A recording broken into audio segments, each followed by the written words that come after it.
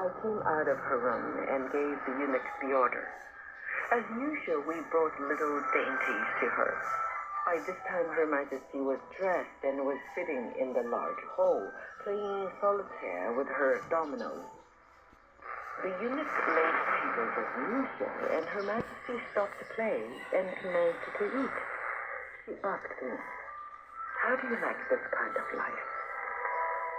I told her that I very much enjoyed being with her.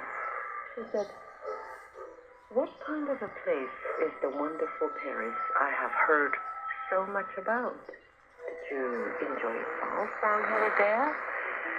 And do you wish to go back again? It must be hard for you people to leave China for 3 or 4 years, and I suppose you were all pleased when you received the order to come back after your father's term was finished." The only thing I could say was yes, because it wouldn't be nice to tell her that I was awfully sorry to leave Paris. She said, "I think we have everything in China, only the life is different." What is dancing? Someone told me that 2 people hold hands and jump out of the room. If that is the case, I don't see any pleasure in it at all. Do you have to jump up and down with men? They told me that old women with white hair dance too. I explained to her about the balls given by the president and all the planets, and also more about that masquerade ball, etc. Her Majesty said, "I don't like this masquerade ball because you don't know who you are dancing with if they are wearing a mask." I explained to her how carefully the people issue their invitations and that anyone who behaved badly could never enter into high society. Her Majesty said, "I would like to see how you chant. Show me a little." I went in search of my sister and found her busy talking to the young empress. I told her that Her Majesty wished to see how people dance and that we must show her.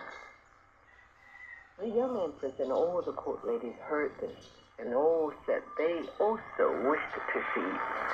My sister said that she had noticed a magic gramophone in Her Majesty's bedroom and that perhaps we could find some music. I thought that was a good idea and went to ask her for the gramophone.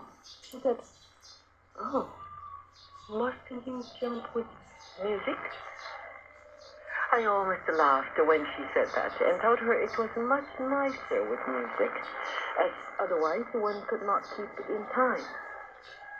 She ordered the eunuchs to have the gramophone brought to the hall and said, "You jump while I take my dinner." We looked over a lot of records, but they were all Chinese songs. But at last we found a waltz, so we started to dance.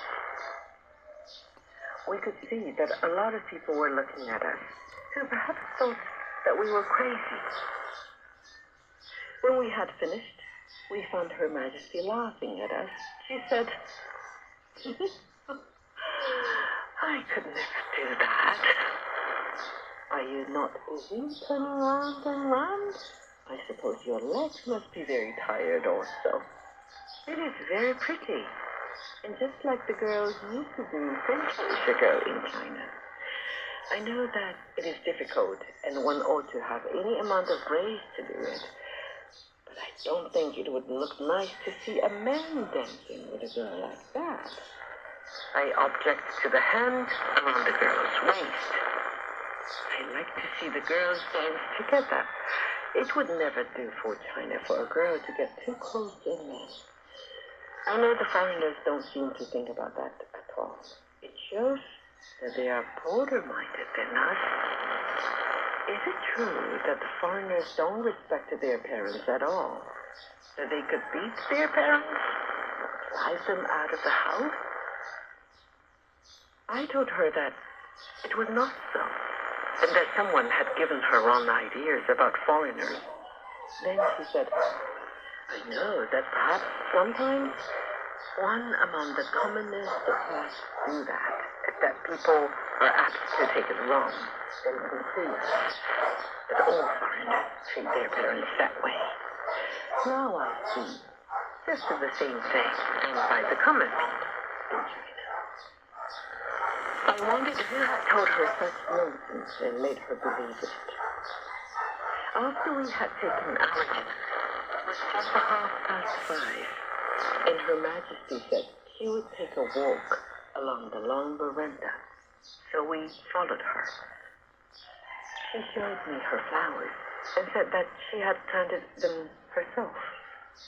Whenever Her Majesty went anywhere, there was always a lot of attendants following her, exactly the same as when she went to the morning audiences. When we reached the end of this long veranda, which took us a quarter of an hour to walk, Her Majesty ordered her stools to be brought into one of the summer houses. These summer houses were built of nothing but bamboo, all the furniture being made of different shaped bamboo.